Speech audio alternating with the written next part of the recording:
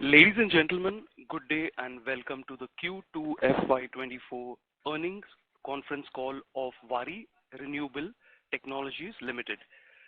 As a reminder, all participant lines will be in the listen-only mode, and there will be an opportunity for you to ask questions after the presentation concludes.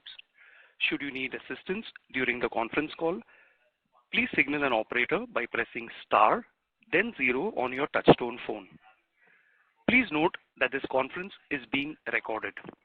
I now hand over the conference to Mr. Nikunj Jain from Orient Capital. Thank you, and over to you, Mr. Nikunj. Thank you, Malcolm. Good morning, ladies and gentlemen. I welcome you for the Q2 and H1 FY24 earnings conference call of Waaree Renewable Technologies Limited. To discuss this quarter's business performance, we have from the management Mr. Dilip Panjwani, Chief Financial Officer, Mr. Abhishek Parekh, Chief Finance Controller, Group Finance Controller, and Mr. Rohit Wade, GM Investor Relations. Before we proceed with the call, I would like to mention that some of the statements made in today's call may be forward-looking in nature and may involve risk and uncertainties. For more details, kindly refer to the investor presentation and other filings that can be found on company's website. Without further ado, I would like to hand over the call to management for their opening comments, and then we will open the floor for Q&A. Thank you, and over to you, sir. Thank you, Mr. Nikunj. Good morning to all of you. I'm Dilip Panjwani and would like to extend warm welcome to all of you to the earnings conference call of Waaree Renewable Technologies Limited, discuss the second quarter of FY24 and first half of FY24 financial performance. We begin with festive note and we extend warm wishes for the festivities and wish to express our heartfelt gratitude to all those who have dedicated their time to join the call and have consistently been part of our journey. We have along with us Mr. Abhishek Parekh, who is our Group Financial Controller, and Mr. Rohit Wade, General Manager, Investor Relations, and other members of the management team as well on the call. We begin the session with a brief outlook on the sector. India's energy demand is projected to outpace that of any other nation in the coming years, owing to its vast size and immense potential for expansion and progress. Over the next 5 years, the installed capacity of solar and wind is anticipated to double to a substantial 218 gigawatt. The industry is also set to witness a substantial increase in energy storage capacity ranging from 7 to 11 gigawatts in the next 5 fiscal years as a result of government initiatives to bolster grid stability and accommodate the rising capacity of renewable energy sources. Also, the sector requires investments of around 6.4 lakh crore over the next 5 years. By 2030, an estimated 50% of total electricity will be produced from renewable sources thanks to adoption of more efficient batteries for energy storage. While India's solar energy is now showing encouraging signs of growth, it must overcome the challenge of competition from imports. The domestic industry needs to rise to the challenge which can cause harm to local production. This impacts local industry as they cannot meet domestic demand on account of price competition when cheaper imports make their way, but local production cannot meet high demand.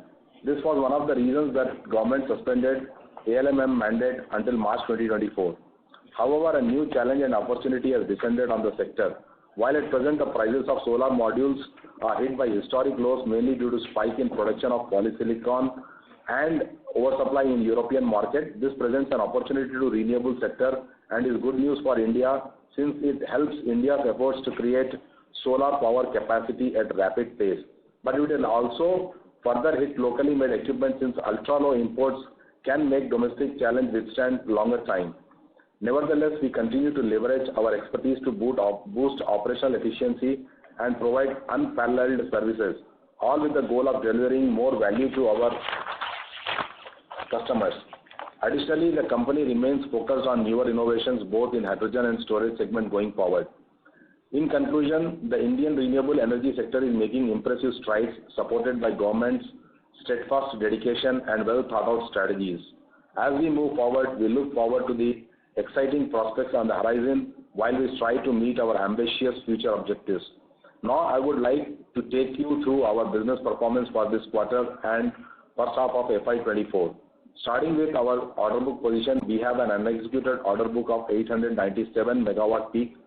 We have successfully executed orders of 264 megawatt peak in first half of FY24. Revenue from O&M stood at 5.15 crores in first half of 24. In this quarter, we have received 2 rooftop solar projects, 3 ground-mounted solar projects respectively. Second quarter performance was revenue for the second quarter FY24 stood at 150.06 crores, representing a growth of around 24.47% year-on-year as compared to 120.56 crores in second quarter of FY23.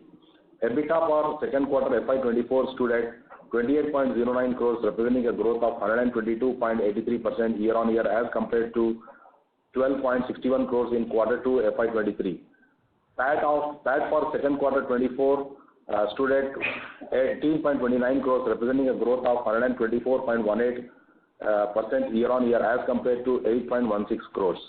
The first half of FY24 performance was revenue stood at 279 crores as against revenue of rupees 215.59 crores in comparative period during first half of FY23, representing a growth of 29.41% year-on-year. EBITDA for first half of FY24 grew by 71.78% year-on-year from 25.66 crores in first half of FY23 to rupees 44.08 crores. PAT for first half of FY24 grew by 62.58% year-on-year from 18.08 crores in first half of FY23 to 29.4 crores. We have also released our press release in detail. Investors may go through it in detail. With that, let me end by wishing you all a very happy, healthy and prosperous season's greetings and Diwali in advance. Thank you for joining us today, and we look forward to any of your questions. Thank you. Over to Mr. Nikunj. Thank you very much. We will now begin the question and answer session. Anyone who wishes to ask a question may press star and 1 on their touchtone telephone. If you wish to remove yourself from the question queue, you may press star and 2. Participants are requested to use handsets while asking a question. Ladies and gentlemen, we will wait for a moment while the question queue assembles.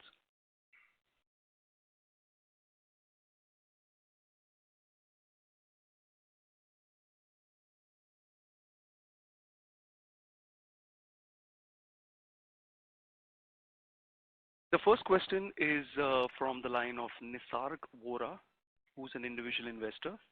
Please go ahead, sir. Hello, sir. Good morning. Thank you for this opportunity. I had a couple of questions. First one being that when we are bidding for an order, around what margins are we looking for when we bid for an order? Like, what is the threshold of margins that we target that we should get? And the second part is how many megawatts can we expect us to approximately complete for this financial year? Okay. Well, Mr. Nisarg, you said 2 questions on the margin front and on the megawatt that we expect to complete this second half balance. On the margin front, we always target an global margin of EBITDA margin of around 15 to 25%. That's the range, but it's more likely between 15 and 20% range that we target. Individual project, cannot be revealed, but that's the threshold that the company would like to operate in. And as regards the megawatt, we have already articulated that we have got an unexecuted order position of 897 megawatt, and a substantial portion of it is likely to be completed in the second half. Okay, got it. So we can at least expect us to complete more 600 megawatts in the remaining part of year at least? I would not put a hard number because it depends on certain factors, which can sometimes be beyond our control. But the company does expect to complete substantial portion from it. Got it, sir. Thank you. I'll get back in the questions. Thank you. The next question is from the line of Rajiv Jain, who's an investor. Please go ahead. Hello. Yes. Yeah, am I audible? You are audible. Yeah, so actually my second question could you provide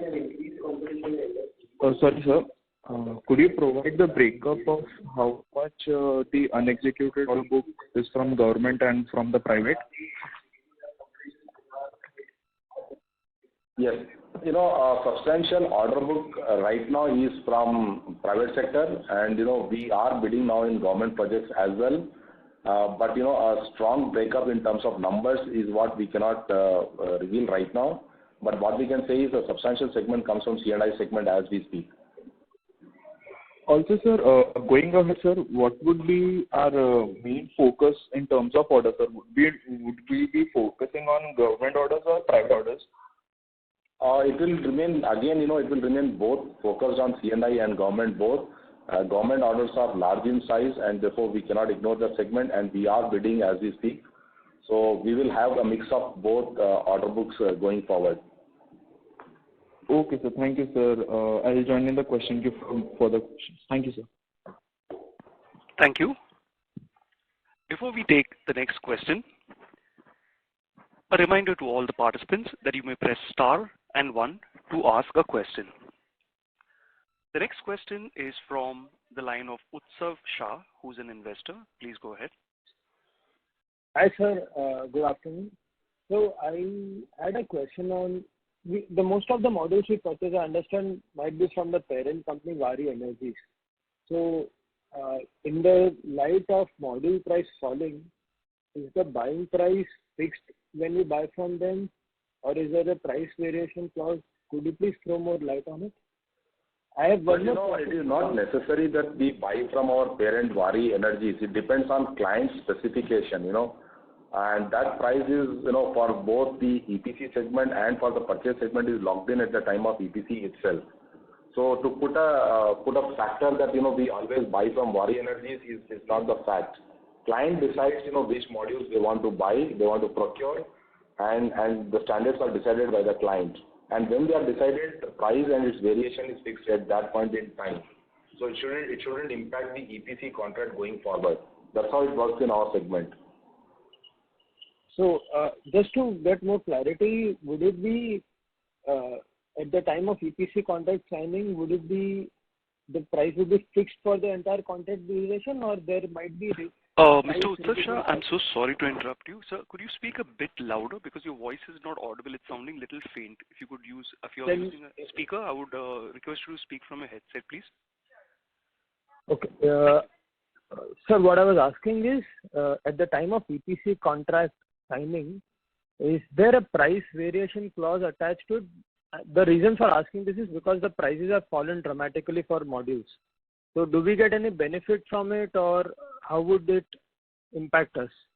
So, Mr. Utkarsh, as we stated that it is the discretion of the client. So in cases where client decides to purchase modules directly and supply to us, that question doesn't arise, in terms of price fluctuation.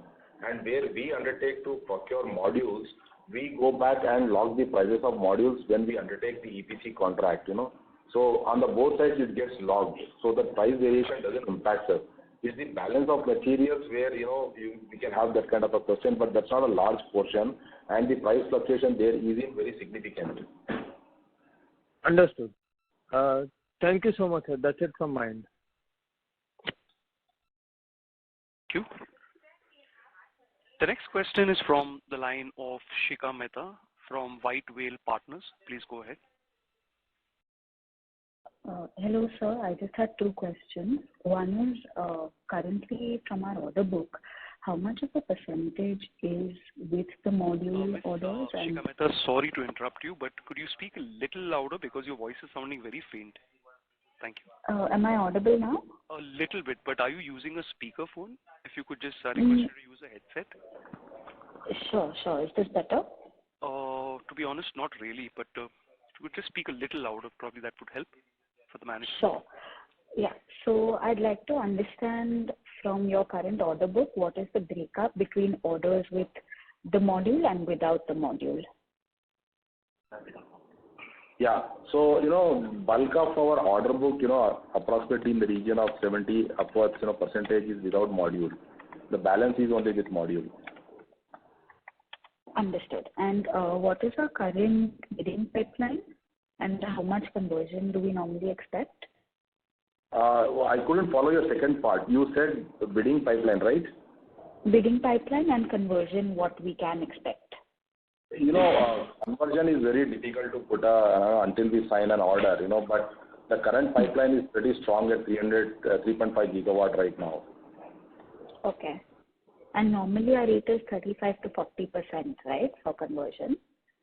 I, again reiterate, it would be, very forward-looking statement to put a number as to onto conversion, But until now, you have seen our growth, how much we have come along the way since last couple of years in EPC segment. So the sector is exciting, and the way we perform with our clients, we have got a good satisfied order book. That's what I can present as of now. But to put a number would be, a very hard guess for us. Okay, great. Thank you. I'll come back in the queue. Thank you. The next question is from the line of Nisarg Vora, who's an investor. Please go ahead. Hello, sir. I had a question on the competitive scenario in this particular industry right now. And what are we doing different from our competition? Apart from the price, whenever a customer is providing an order to Waaree Renewable Technologies, is there any other thing that he or she will look out for? There are few factors that go into, competitive scenario remains, up and down, that keeps happening in industry. We have witnessed some of the players exiting, in the last year, and, some new players coming up. That keeps happening in industry. But, there are few things that we take care of. One is our financial discipline that we extremely are conscious of. What we present to our clients is the ecosystem, our time-tested ecosystem from modules to execution, erection, and installation that we have showcased to our clients. These are some of the, important points that, we ensure that the client gets its best value. We have our own module manufacturing. We are present in battery segment in some way. We are present in most of the value chain segment in this space. So that's a differentiating factor when we speak to clients. Got it. And sir, the second question is that, based on the project execution phases that we have, is it usually better to expect higher revenue and higher margins in the second half of the year? Generally, it is observed, yes, because a substantial portion comes in second half. But depending upon, how conversions happen for the balance order pipeline, it could change in future.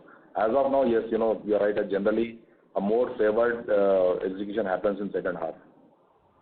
Got it. Thank you. That's all from me. Yeah. Thank you. Before we take the next question, a reminder to all the participants that you may press star and 1 to ask a question. The next question is from the line of Karan Sanwal, who's from Nivashay. Go ahead. Yeah, am I audible? Little feeble, but if you can be a little louder, it will be good. Okay, so congratulations on good set of numbers.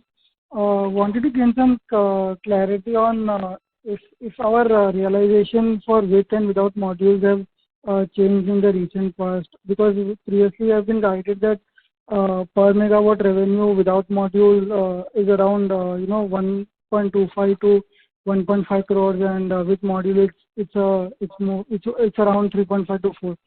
The reason for asking this question is the sales per megawatt has continued to decline, because in FY23 it was around 1.19, and in the recent quarter it fell below 1. So if you could guide regarding the same. What is your question? Can you repeat it? You said that there is a number to which with module and without module, but what is the exact question in that? So my question was, our sales per megawatt continues to decline. If we compare last year execution and this quarter, the 2 quarters execution. So my question was, what sustainable range we could expect our sales per megawatt can be in the future? So, we stand by the number that we have articulated between, 1.2 to 1.5 crore, without module. The with module fluctuation will impact the overall pricing of the EPC project, down from 4 crore to wherever that price of the module stands at the point of entering into EPC contract. Now, what happens is, when you do EPC contracts, you are at various stages of execution. Depending upon what stage you have completed, your per megawatt sales will reflect. But overall, that number of 1.2 to 1.5 remains. That doesn't goes away. Okay. And also I wanted to understand our O&M portfolio, like how much, what are strategies to increase that O&M portfolio, and what margins could we expect from the same? So O&M, is, very high annuity, tail end that comes for us. We right now are executing about under 500 megawatt of O&M revenues. So for the half year, we have booked 5.15 crore of revenues with very high margin in that business. Also coming back to, the first question, when I said that, we stand by that number of 1.2 to 1.5 crore and it depends on various stages of EPC contract, what you have executed. Once you take, full year view for this, you will get that realized number at your end. Right. Thanks for the clarity. Yeah, maybe I'll join back to the queue, and thank you so much for answering the question and all the best. Thank you. The next question is from the line of Vikram from Niveshaay Investment Advisors. Please go ahead, sir. Hello. Hi, sir. Thank you for the opportunity.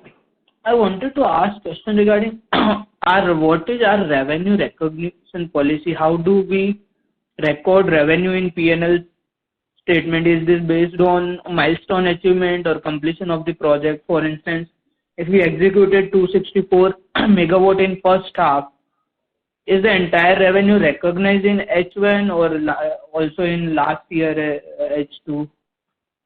So, Mr. Vikram, right now accounting standards don't permit, generally completion method. So you have to go proportionate method based on milestone. So we also follow, and we have put that in our annual report in notes to accounts also. We follow proportionate completion method. Okay, so these if I see the first half execution of 260 megawatt, then the projects are executed over the last 1 year or something like that. Right. And sir, my second question is, what is the O&M revenue expected this year, and our pending order book is with O&M contracts or without O&M contracts? So it depends on specific EPC. Some vendor, some clients do outsource O&M to us and some do not outsource. So I have, in the previous question, I have said that we are little under 500 megawatt in our O&M. We have recorded 5.15 crores of revenues.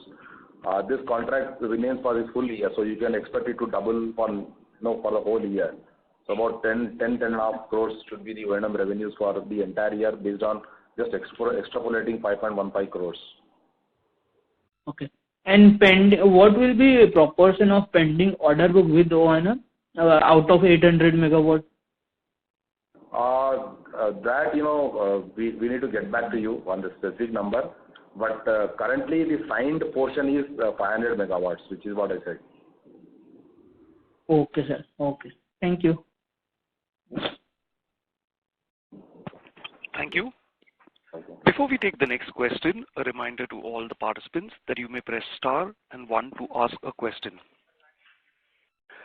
The next question is from the line of Jay Nag, who's an investor. Go ahead. Thank you for the opportunity, sir. Sir, I wanted to understand your strategies on IPP side, because there seems to be some kind of disconnect where management said in previous calls that we are not eagerly looking at IPP, but a couple of posts on social media shows that we are looking for 200 acres of land in Tamil Nadu, and I believe we are in process of acquiring some similar amount of land in Gujarat also. So can you please outline your IPP strategy focus that company has on IPP business, and what is, I believe our current IPP portfolio is around 40 megawatt, and what is the peak volume, peak revenue that we can expect from it? First I would like to correct on the strategy portion. We have said that, we have an IPP portfolio, but IPP portfolio is a very cash, intensive business as well. Our focus has not shifted, and there's a significant opportunity from C&I segment in IPP opportunity. which we, as the opportunity comes, which we will monetize definitely, And as we speak also, we are talking to a few clients from where we get the sense that this opportunity is significantly higher. So as we go, we will execute more IPPs, and 40 megawatt is what we are showcasing, that our strength in IPP business. So once you showcase your strength, you can chase further opportunities. So that's our strategy, that, as the opportunity is long, we will execute IPP business going forward. That depends on, how we get, whether we get remunerative deals or we don't get. We will only chase remunerative deals because that's a very long tail business of annuity as well, There are 15 years PPAs in that segment. So we need to be a little careful while executing those projects. So you may have heard that from that caution perspective, but the company strategy remains to remain focused on IPP as well. But on your second question of what will be the peak revenues, to put a number will be difficult for anybody, because as the government's intention itself is to go 280 gigawatt in solar alone by 2030. How much of that portion comes from this segment?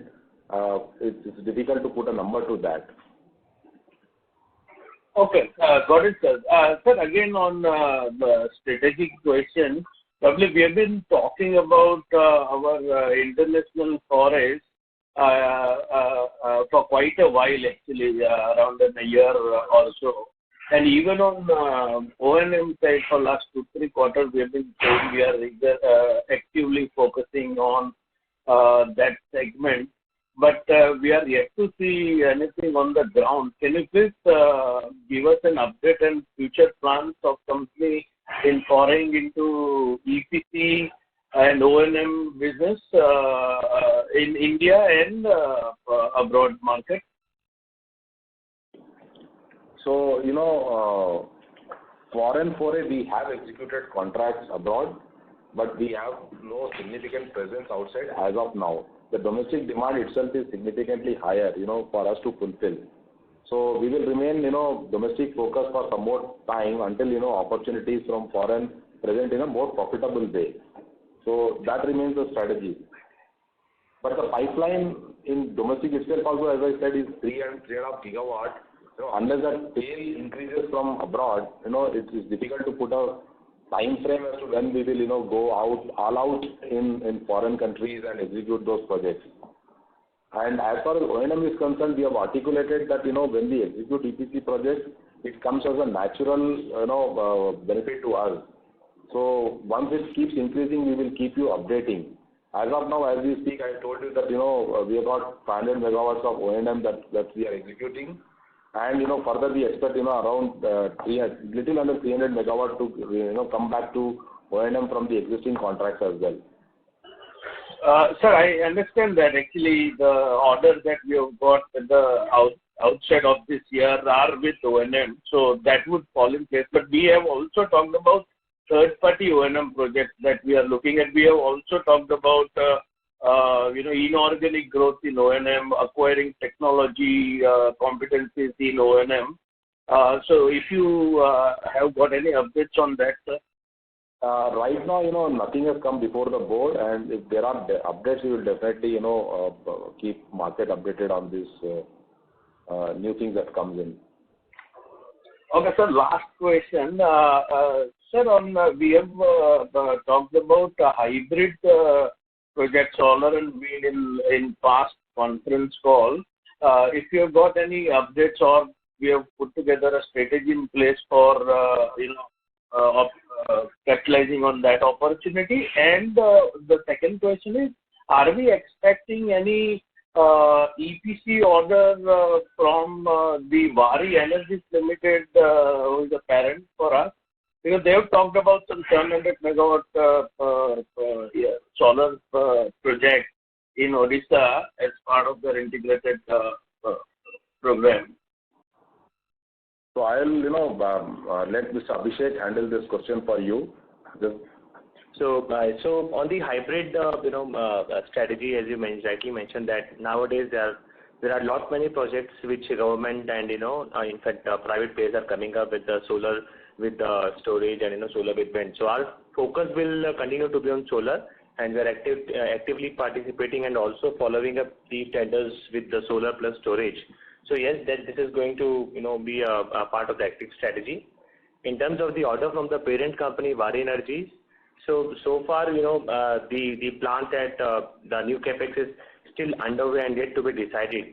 So difficult to comment that order will pass through to these subsidiary company, because it generally cannot happen. There has to be proper process, and this is the bidding bidding only a company can win an order. So difficult to comment on that, but yes, this is in pipeline. Okay, thank you so much, sir, and all the very best for the future. Thank you. Thank you. The next question is from the line of Karthi from Suyash Advisors. Please go ahead. Yeah, good morning. I just wanted a couple of industry level clarifications. One is, have you seen an increase in imports of modules in the last few months, and have you seen it in your client order book as well?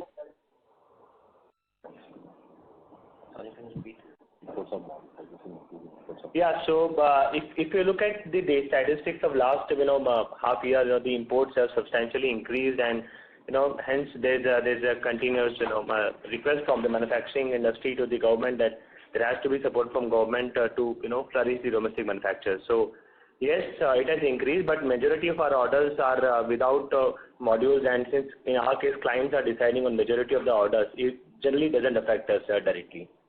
I realize that, but the context for the question was, has there been a delay or deferral in execution because your clients may have changed their sourcing plans? Does that happen often? Can you clarify that? So generally, so when you see the price fall to the levels like current, even the decision making happens very fast. So now we have seen in the current quarter that clients have come up, and the bidding pipeline has also increased. So question of further delay doesn't looks currently. Okay. So you think a large part of the 800 odd megawatts that you have to execute can be done in a half year, 6-month time frame, or are there limits to what you can execute in a particular time frame? Can you give some clarity on that? I think Mr. Panjwani has already clarified that a substantial portion of it should get completed in the second half. But putting a hardcore number to this may be difficult. No, I was asking you more in terms of, you could refer to it in terms of capacity, as in what is the maximum number of sites or megawatts that you can execute in a particular time frame. That is really where I'm coming from. The numbers don't matter. The exact numbers don't matter. Exactly. This is what we said. In whichever way you put that to, it boils down to the number. And it's not the modules that impact an EPC. There are other variable factors. Yes. Putting all those factors, we do expect substantial portion, and we repeat that. We expect to complete in second half of this year, as we speak. But to put a number to it, and in whichever way, it will be extremely difficult. Fair. And in terms of balance of plant, how is the supply chain like? Are there any challenges in sourcing? So far, there are no significant challenges in balance of supplies. Right. And entirely domestically sourced, right? Not entirely, but majority of them, yes. It depends on, client specifications as well. If the client insists that he would want something of a particular make or, specification, we have to go by that. Right. A minor clarification, you refer to 260 odd megawatts of execution in the first half. And you say you do, percentage of completion method as revenue recognition. So if I have to, as an outsider, reconcile these two things, how to think about that? I actually didn't follow your question, So you said you executed 260 odd megawatts in the first half, right? Something to that effect, right? And you said in terms of revenue recognition, you follow effectively a percentage completion method. It is not like at the end of the delivery, right? So how does one, when I look at your 850 megawatts pending order book, how to understand this? Is this projects where there has been no activity or partial activity? How should one think about that? Oh, there are partial activities, if that's the question. So if you have to correlate it, it will be not one-to-one correlation on 264, etc. Since these are milestone driven at the end of the day. So there is always an partial completion in every project. Right. Okay. Sure.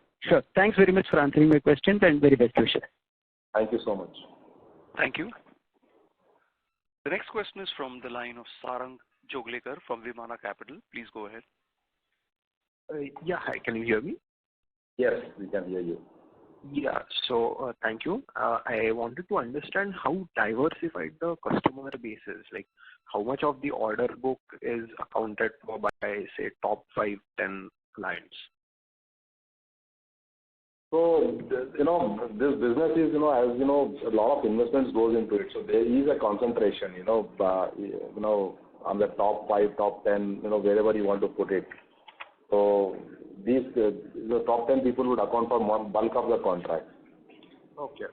Yeah. But to add on to that, you would also see that though the top 5 customers or top 10 customers in particular quarter or, half year could be significantly higher in terms of the share of the revenue, but they keep changing because a project generally takes 3 to 6 months for completion, and as and when the project gets completed, another 5, 10 top large customers will come in the pipeline.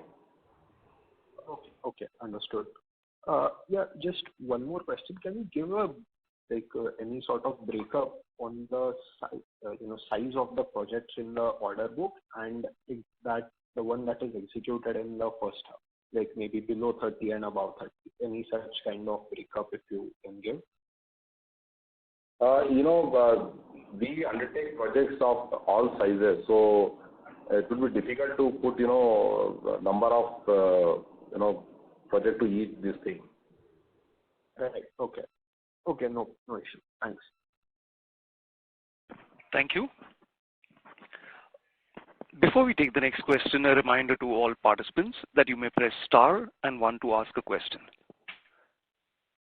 The next question is from the line of Vikram from Nivesh Investment Advisors. Please go ahead. Hi sir, just a follow-up question. Is any portion of 3 gigawatt plus our bid pipeline from outside India, or is there a plan to do so in future? So most of these 3 gigawatt which you see, all of them are from India, as of now. And any plan to bid outside India in future? Yes, we do have, and of course we can't reveal too much, but as we speak, we have some projects where we are discussing with overseas also, but not materialized one as of now. Okay, sir. Okay, thank you. Vikram, are you done with the question? Yeah. Sure. Thank you. The next question is from the line of Nisarg Vora, who's an investor. Please go ahead. Sir, I was looking for some clarity. So generally in the previous conference calls, we have generally guided that the order book that we are planning to usually execute it in 12 to 15 months.